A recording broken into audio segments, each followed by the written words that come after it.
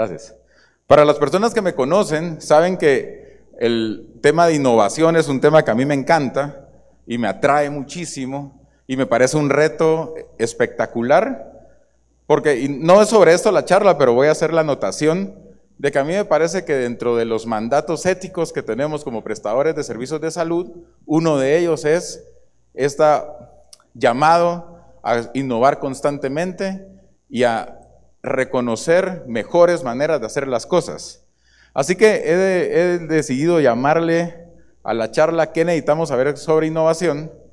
Y voy a tratar de darle un enfoque, como les venía diciendo en las palabras introductorias, respecto a cómo buscamos e identificamos esas oportunidades para obtener mejores resultados.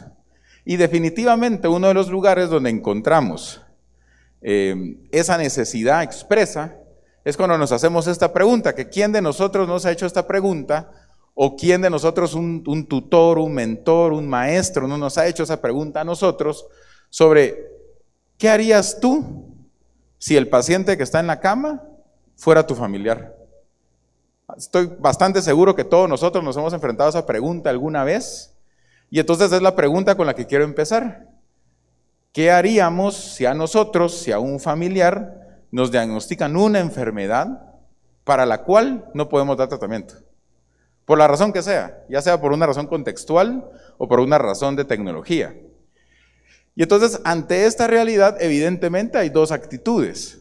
Una actitud es la actitud de, bueno, pues ni modo, acepto el destino, por así decirlo, y seguimos adelante, ¿no? Una actitud, una forma de entender el estoicismo.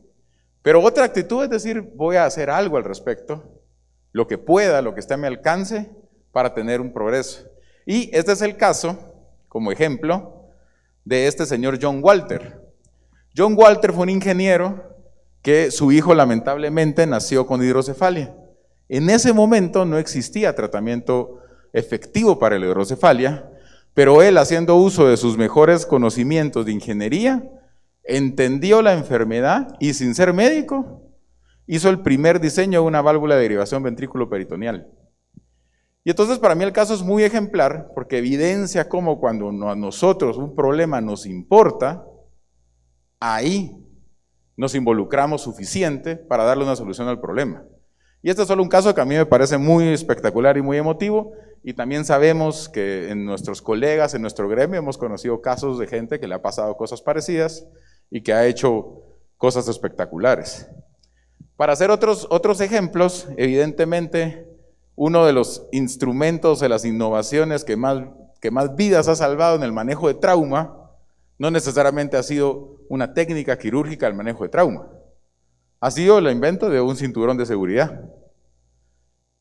Y veamos cómo los beneficios para nuestros pacientes no siempre van a venir de una línea de pensamiento estrictamente médica académica. Claro que es médica, por supuesto, pero este señor era ingeniero.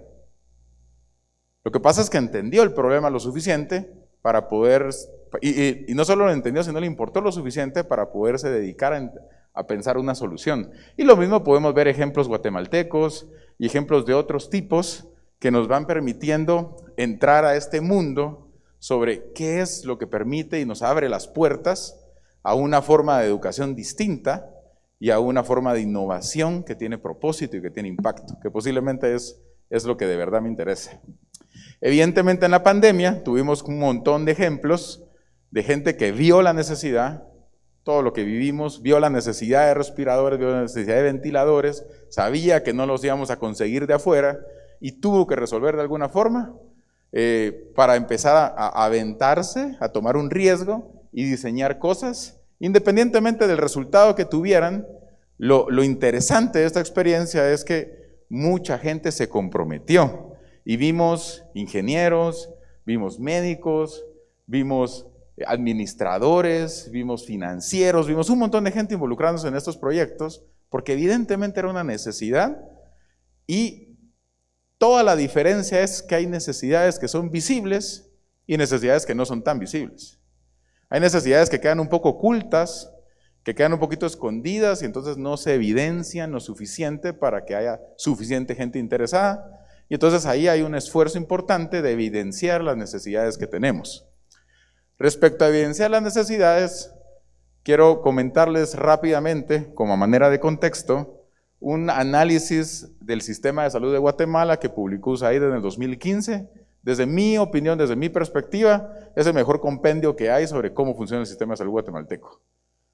Hay otros más nuevos, digamos, pero ninguno me parece tan completo como este. Y me parece, sin lugar a dudas, el que debería ser de referencia cuando uno quiere empezar a entender mejor nuestro sistema. Obviamente datos demográficos que los que estamos aquí los conocemos, pero tal vez esto es a lo que quiero llegar.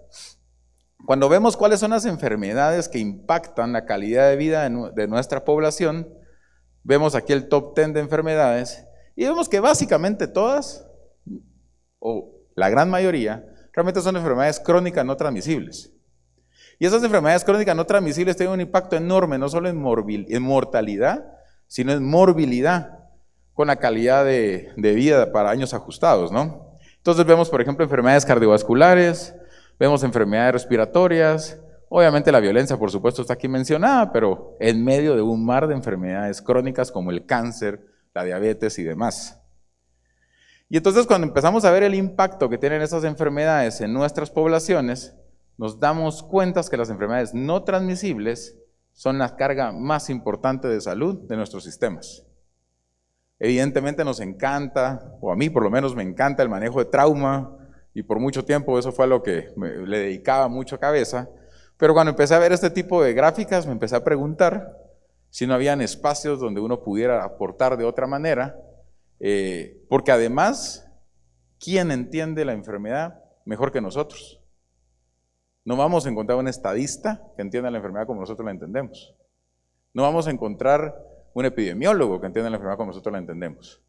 Y entonces aquí tenemos que cruzar el puente entre la información estadística y nuestro expertise clínico para entender dónde están las oportunidades. Las enfermedades crónicas no transmisibles son las que más impacto generan en la vida de nuestros pacientes. Y evidentemente varios de los que estamos aquí, de alguna manera nos hemos ido enfocando y entendiendo el reto de las enfermedades crónicas y nos hemos ido ajustando nuestra profesión a esa realidad. Esta me la voy a saltar. Y entonces, ya reconociendo que las enfermedades crónicas no transmisibles son de las más importantes en nuestro país, ¿cómo atienden los guatemaltecos sus problemas de salud? Pues a grandes rasgos, resulta que este es el resumen de la cobertura que tenemos en nuestro país. 17%, esta estadística ha cambiado muy poquito, creo que es 19% de la última actualización, tiene cobertura del Seguro Social, menos del 1% tiene de sanidad militar.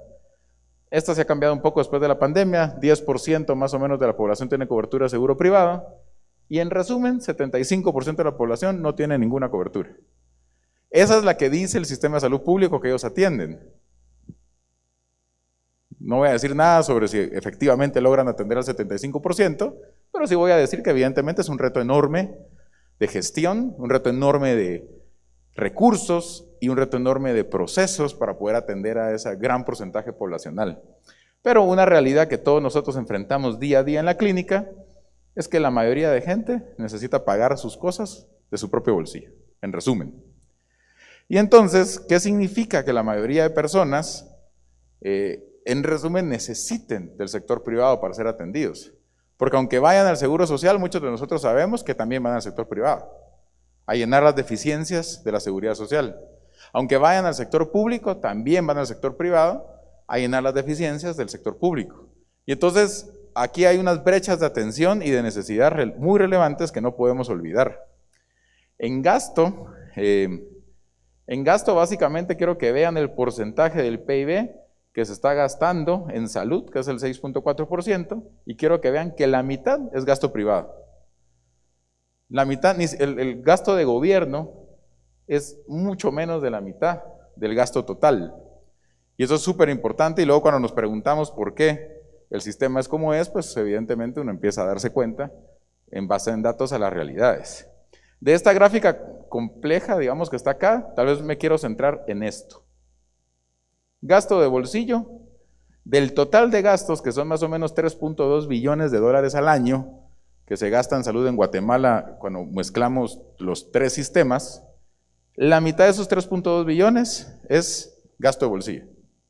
De hecho, en la última actualización, que es de hace como 2 años, ese número era 58%. O sea, ya es casi un 60% de esos más de 3 billones de dólares gastados anualmente son gastos de bolsillo. Y entonces, obviamente, la forma del sistema financiero que soporta el sistema de salud nos debería empezar a llamar la atención y a prestarle un poquito más de tiempo, ¿no? Las personas individuales pagan directamente de su bolsillo más de la mitad de los gastos totales de salud. Esta es como una de las conclusiones. Y obviamente nuestra red tan intrincada de servicios que tenemos, navegar esta red es un reto para cualquiera, incluso para nosotros mismos. No siempre sabemos a dónde hay que referir a un paciente. No siempre sabemos quién es la unidad que lo va a atender, y el paciente menos. ¿Y esto a qué se traduce? Esta complejidad que vemos aquí en este sistema. Se traduce a colas, se traduce a atrasos diagnósticos, se traduce a atrasos terapéuticos. Y entonces ver esa complejidad, aunque el propósito no es tratar de entenderla, sí es una señal de que el sistema es muy difícil de navegar.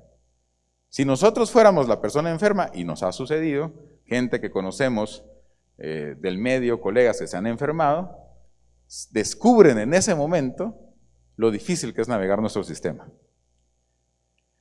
Y entonces, ¿quién o quiénes prestan los servicios de atención médica en el país?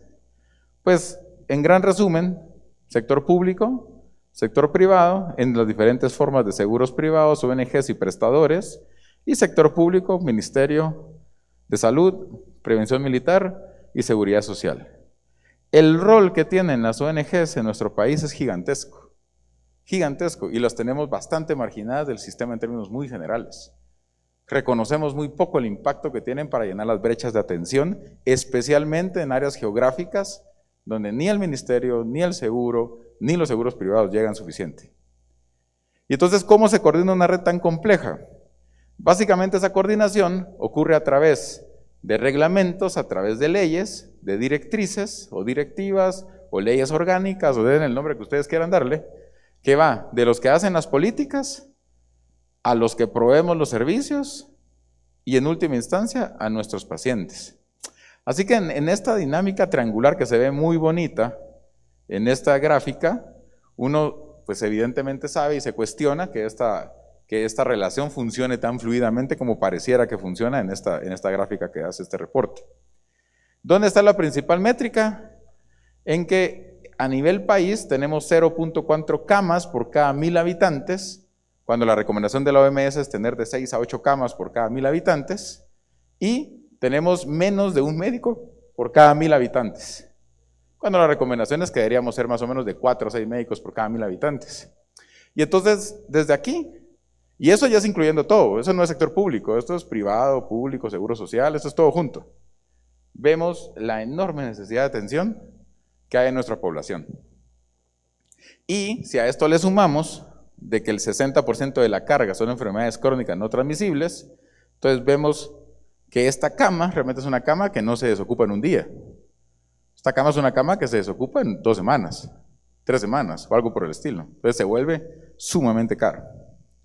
Entonces una reflexión que los quiero dejar es que nuestro sistema de salud es un conjunto de directores, proveedores y pacientes de diferentes grupos sociales, culturales y étnicos, que la realidad es que no está interconectado y que por lo tanto la mayoría de las necesidades de salud o enfermedad realmente la resuelve la misma persona.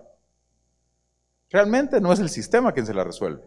Por supuesto que hay un rol, o sea, no estoy descartando el rol que tiene un hospital, no estoy descartando el rol que tiene un médico, solo estoy diciendo que la verdad es que la persona tiene que ver cómo navega, la persona tiene que ver cómo lo paga y la persona tiene que ver a quién le confía, en un sistema sumamente atomizado y sumamente desconectado. Y entonces hay signos de problemas, que es un poco la estadística que les acabo de mostrar, que podemos tachar la palabra problema y le podemos llamar oportunidad en nuestro sistema, en nuestra realidad, en nuestro contexto. Y si somos capaces de reconocer estos signos en un contexto particular, ese va a ser el primer paso para poder idear soluciones que traigan un impacto positivo para nuestros pacientes. Más allá de la atención puntual que nosotros brindamos, empezar a dar un paso para atrás y analizar el sistema lo más panorámicamente posible que podamos. Y entonces, ¿dónde pueden existir estas oportunidades? Pues obviamente vamos a voltear a ver las estadísticas de morbimortalidad del país y ahí empieza a ser muy evidente las necesidades. Miren dónde está la frecuencia de problemas que se reportan a nivel nacional, no a nivel público, no a nivel ICSI, sino a nivel nacional, y vamos a ver que la enfermedad renal, la enfermedad ginecobstétrica, la enfermedad ocular, la enfermedad respiratoria, el cáncer, la hipertensión, resultan ser mucho más relevantes en frecuencia de eventos que las urgencias quirúrgicas. Y eso debería nosotros, como cirujanos, ser un llamado muy interesante para decir, ok, hay una realidad que podemos empezar a visualizar viendo la estadística, y esa realidad podemos adaptarla a nuestro expertise y ver cómo nuestro expertise le da soluciones a nuestro sistema. Esta es más o menos la misma estadística, solo que en lugar de ser guatemalteca es reportada, digamos, a nivel global, pero vemos que más o menos se va apareciendo. O sea, no es tan diferente tampoco. Vemos que las enfermedades respiratorias, que las enfermedades perinatales, que las enfermedades crónicas son de las que son muy relevantes, y vemos que esta es una estadística del 2002, cuando avanzamos casi 30 años en el futuro, o sea, 5 años de hoy en adelante, vemos que de las enfermedades más comunes se van a ir volviendo claramente las crónicas. Y eso pues, nos debería llamar la atención. Obviamente en todo el mundo no es igual, hay un tema contextual, y la única razón de poner esta diapositiva es que no sé qué tanto deberíamos esperar que la solución nos las traiga alguien más. No sé qué tanto deberíamos esperar que venga un profesor de Europa a decirnos cómo se solucionan los problemas de salud de nuestro país. Probablemente no funciona así. Probablemente tenemos que reconocer que no es la misma casuística en diferentes partes del mundo, y por lo tanto tenemos una oportunidad contextual de poder reconocer nuestra problemática nacional. ¿Cómo se debería entender la atención médica? Estoy seguro que todos estamos de acuerdo con esto. Hay un tema biológico importante en el que nosotros somos sumamente competentes. Hay un tema psicológico importante de las enfermedades en el cual somos más o menos competentes. Y hay un tema de contexto social sumamente crítico en el cual posiblemente tenemos oportunidades de mejora, me refiero a nivel colectivo. Y entonces empezamos a reconocer de que hay retos antes de que el paciente llegue a la puerta de nuestro consultorio. El paciente necesita resolver barreras de atención antes de que sea nuestro paciente como nosotros entendemos esa expresión. Y además, después de que se va de nuestro consultorio, también tiene problemas después de la atención que le dimos. Y entonces empezar a ver, a tener esta vista panorámica de los retos de salud. ¿A qué retos se encuentra antes de interactuar con el sistema? Factores ambientales, factores conductuales, síntomas iniciales que el paciente necesita ser capaz de reconocer para dispararle una conducta de búsqueda de atención, y además barreras a la atención, vergüenza, miedo, desconfianza. ¿Cuántos pacientes no llegan con nosotros? No como la primera opinión que está buscando, sino la segunda o la tercera opinión que está buscando.